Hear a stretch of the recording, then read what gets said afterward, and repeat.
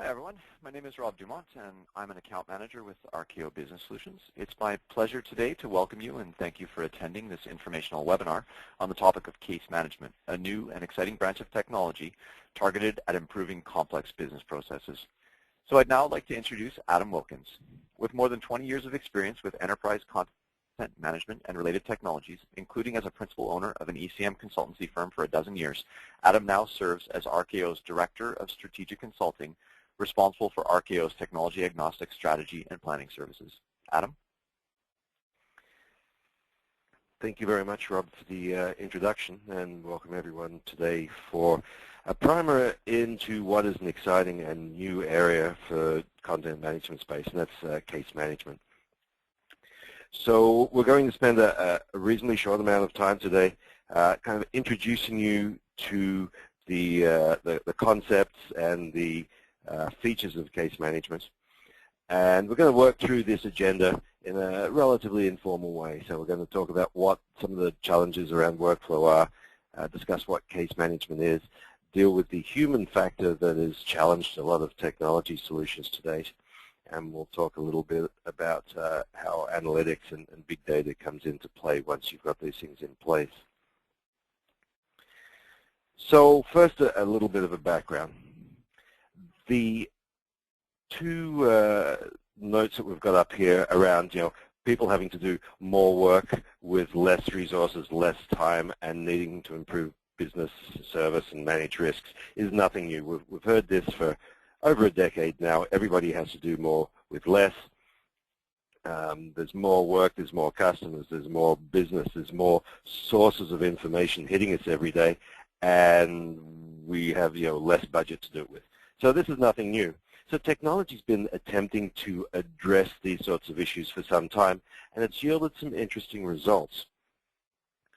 The first of these is that the routine business processes that you have to deal with are by and large automated in some way and outsourced already. So for the average knowledge worker now, dealing with exceptions is the normal part of their business day, whereas before you used to deal with the actual business process. Now the process is automated. Now something that doesn't fit into that process hits your desk, and you've got to come up with some creative way of responding to that issue. So flexibility is certainly driving a lot of this. So now that you're dealing with exceptions, you've got to think creatively, and you're getting more of these things hitting your desk. So not only do you have to be flexible, but you've got to deal with the volume and variety of these requests. Now, while all of this is creating problems for the average knowledge worker, we also have an ongoing increase in regulatory and legal requirements, so that as you're dealing with these exceptions, you've got to still make sure you're doing them in a consistent way, a documented way, a defensible way, so that if you end up in court or being audited by some regulatory body, that you can show that you've done things the best way possible in the correct way. So it gets very, very difficult if you're having to be flexible and creative and kind of make up solutions to problems on the fly and still conform to regulatory or legal requirements. And this is really, I think, the core of what case management is trying to solve. Now, throughout this presentation, I talk about case management, but it's called many things in many different industries. And on the screen now, you can see a collection of those. Whether you're insurance, banking, healthcare, government, energy, any industry, doesn't matter what it is, you're dealing with claims. Sometimes they're called policy underwriting. Sometimes it's called loan origination. Sometimes it's some sort of permitting process. But at the end of the day, you're dealing with a similar set of challenges whereby you're collecting information, you're collecting documents, you're making decisions, and all of these things share a common set of patterns. So when we look at these multiple use cases for case over here on the left, what we see is a common set of patterns in the middle here. And so these patterns are things like the process is very event-driven. We're waiting for some event to occur before we move on. It's very collaborative and ad hoc in nature, and I think that's a key underlying issue is that, just because we did it this way last time, we get new information this time, and so, we can't predetermine what the process is. We are just going to have to be somehow creative based on, our background knowledge and our ability to make decisions on the fly. So when you're trying to mold all of this into a technology solution, a lot of previous attempts have failed and been challenged. So what IBM has done is put together a collection of tools and some new features and assembled it in a very creative way.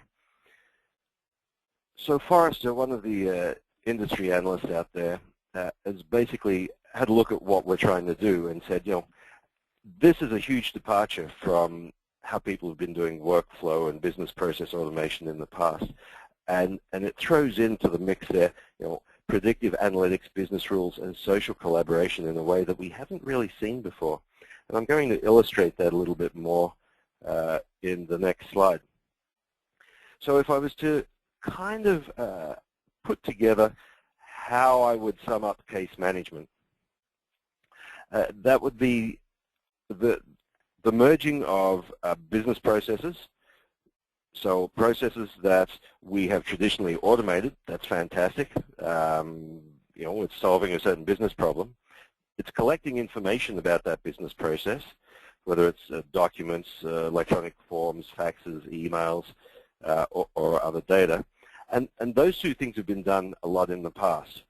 What's new to the mix, I think, is the people element, the creativity that people bring based on the knowledge and experience of possibly working in an industry for years or decades. So the key differentiator here is, leveraging what we call dynamic work management concepts. So the ability to take this case and do something differently with it, pending the knowledge that these people have in their heads. So today, this is how your company works. You have your business process, and it's been mapped out. Maybe this is an accounts payable process, and you pay your accounts all the time, and so it gets automated, and that's all wonderful and fantastic. So in business activities that are repetitive, usually higher transactional volume type business processes, they've been automated in the past. For everything else, we still rely on email, surprisingly enough. So even within this automated process, if I was down at this review step and I wanted to go off and say, I don't have all the information to approve something, I'm likely to go off and send an email message to someone, and it gets sent to someone else and forwarded to someone else and replied and forwarded and copied and goes around the organization, and all of a sudden I've lost complete control of the knowledge contained in that thread of email. Obviously, this is impossible to report on. It's difficult to audit. It's just an absolute mess. But that's how 99.9% of companies today are managing these, what we refer to as ad hoc or exception-based business processes. And so this is what IBM has attempted to do, is to solve the question, how do you enable activities that require both the automation but still this sort of creative exception handling that exists in so many business processes within the organization.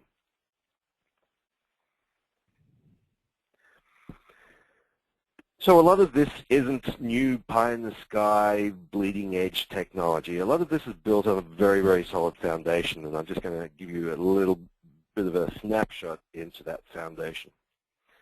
Underpinning all of this is tried and proven contents repository with records management wrapped around it that makes sure that the stuff you've collected in your case is where it should be for the amount of time it should be and can be found again. Sitting over the top of that is the IBM workflow engine. So this is the workhorse of the case system. This is traditionally where you've been able to automate the business processes in the structured manner and execute those business processes, report on them, and do all of that sort of good stuff. What IBM has added to this, which is quite new, is the ability to do the case design, the flexible design. So the ability to allow people to add to a business process that perhaps people hadn't thought of before. And we'll get into more detail around what that looks like. And then, of course, overlaying all of this is the ability to interact with the content. So whether it's by email or through electronic forms or scanning in physical applications, the ability to take all of that content, get it in there, and interact with it in a way that makes sense for the business purpose. So, most of this technology is very, very mature. What IBM has done is added in this excellent little new layer into the stack to bring this functionality to light. So, sorry, my slides jumped ahead a little bit there. So how does this all work? So this particular business process I've got up in front of you now is an insurance claim. Somewhat simplified, but it's an insurance claim. This has been automated. Basically, the insurance claim starts here on the left and then goes through a series of steps. Some of the steps have decisions, and you can choose to go down one path or the other path, and basically work your way through until you get to the end of the process. Well, this is all really good as long as someone can, ahead of time, figure out exactly all of the options that can occur in the business process. But what happens if you go down through this process and you end up here, and the person doing this review says, you know what, I don't want to follow that path anymore. That's not the path that makes sense to me as the knowledge worker, as the person making that decision. What I would actually rather do is go down a completely different path that nobody's defined for me and take another step that no one had considered before, because this particular insurance claim is a little out of the norm. And so the ability to dynamically and quickly refine the business process as that person feels appropriate is quite revolutionary in this space. And I think the essence of that, dynamic process creation is certainly at the heart of case management. So are people actually using this stuff? The short answer, of course, is yes, and I've got a couple of examples here. So we have JM Family.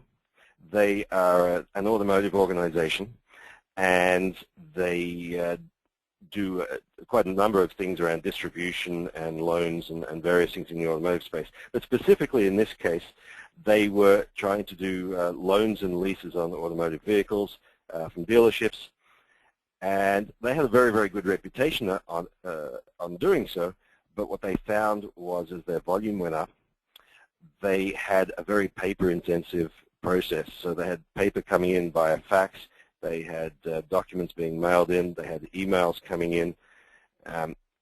And because of the audit processes they had in place, it was very, very difficult for them to actually have any visibility into where a lease or a loan was at any point in time. And because the methods of email and fax were so slow, they were taking a very long time. Customers would pick up the phone and say, hey, where's my lease at for my new car? And the call center had absolutely no idea. It was very resource intensive to try and pull it all together.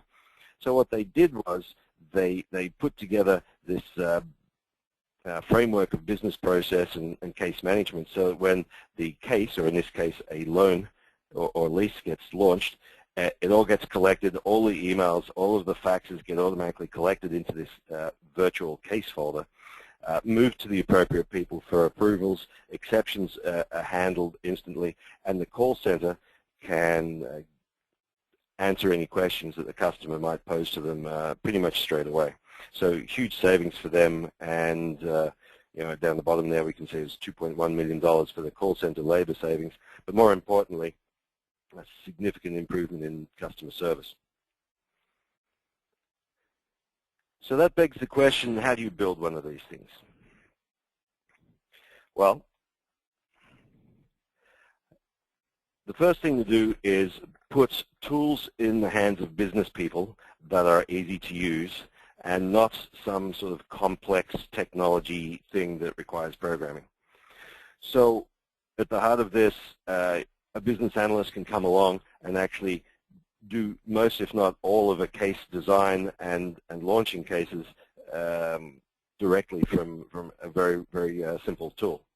So the business analyst comes along, they basically build out what sort of tasks are required in any given case, and you can build a set of optional tasks so that users can choose from a menu of tasks, if you like, if they want to deviate from the normal route. So once you've got these tasks kind of defined, you can then lay them out using a role-based methodology, much like business analysts like to do. So you have your swim lanes, as we call them. You drop your tasks in, you join them up with arrows, and lo and behold, your case design has been done.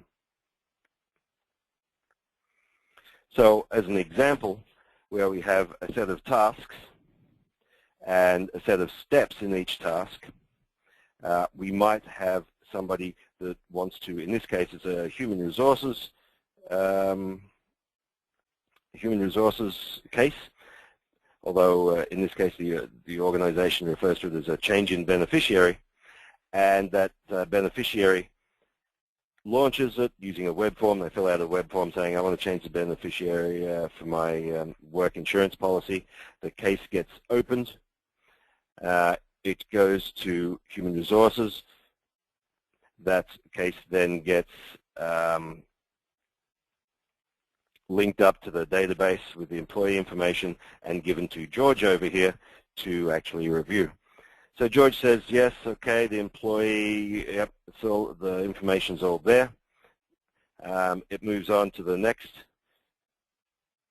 task in the process.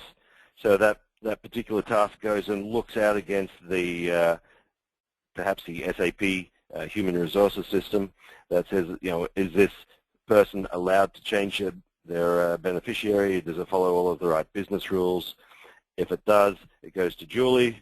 Julie gets the form, and she says, yep, it's okay. I'm going to put it over to Fred for approval, or perhaps if she doesn't like it, she could return it back to the employee again. So once all of this process and tasks has been done, the case gets closed and moved, first of all, by email for the employee to get a copy of it, and then locked away as a record for all posterity. So once it's declared a record, the case is locked down, can't be accidentally deleted, is secured for privacy reasons and all that sort of stuff. So a very simple sort of human resources example there that would be applicable to a lot of organizations.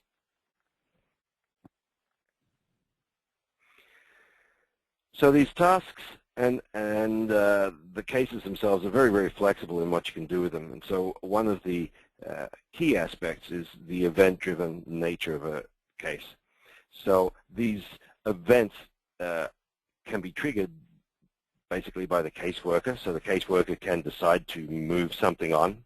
It could be that new content arrives. Maybe the employee sends an email relating to their case, and that email can be automatically captured and added to the case, and that moves it on. Or perhaps the case itself gets updated via its link to SAP. Some new information comes to light. The employee perhaps crosses an anniversary that allows them to do something, and so that too can be used as a trigger to move cases forward. So it's very, very flexible in how these cases kind of progress automatically or as easily as possible. So how does this look to an employee? Well, on the screen here we have an example of the caseworker user experience. And the key tenet here is that everything the employee needs to move the case forward should be available from this one place. So there's no need to jump from screen to screen, from application to application. Basically, everything you need is right here in front of you. And so I can see the, in this case, the form that was filled out by hand and then scanned in. I can see data perhaps coming from SAP or our HR system. I've got a set of activities I can perform. I can delegate it to someone else. I can add a new task if I want, or I can go down the path of using some of these optional tasks that have been given to me because this is maybe some sort of exception involved here. But again, the key aspect here is that the caseworker has everything they need to move the case forward. Now, in some situations, you want to interact with others, so we need to add in the social aspect too. So if you want to chat with somebody else in the organization about this case, you want more information, you're going to have some interaction with a subject matter expert perhaps, so you can do that via chat or perhaps even via email and have that information captured as part of the case file so that you have all of the background information you need in case of audit or compliance. So the social aspect, very important there. Now, one of the things you'll find when you're building these cases is that there's a lot of reusability in them. A case for one department is going to look many times similar to a case for another department. You change the names, you change the roles, but a lot of the steps are going to be the same. Review and approval steps and things like that. So what the solution allows you to do is to create these templates either by third parties or within your organization. Take those templates and reuse them next time you want to build a new process. So reusability, definitely helpful there. Now, not everything can be built using the business analyst view. Sometimes you want to integrate, and I've mentioned a couple of times, integration into SAP or Oracle or some other source of information. If we're trying to get that single view for the end user, where they get everything they need to make the decision in a single view, sometimes you've got to reach out to these third-party systems. So there's a different view called Process Designer for your technical staff, and they can go in there, look at exactly the same flow. It's more of a sort of a flow diagram view as opposed to that swim lane view, but it's exactly the same process. They can go in there, they can manipulate escalations and loopbacks and integrations in the third-party systems and automatic steps and that sort of thing within a special view just for them. So for those more complex tasks, for those ones requiring third-party data, this is the view that the team would get. And while all of this is fun and games, to the organization what really makes it interesting and useful is when you start to pull out reports and analytics.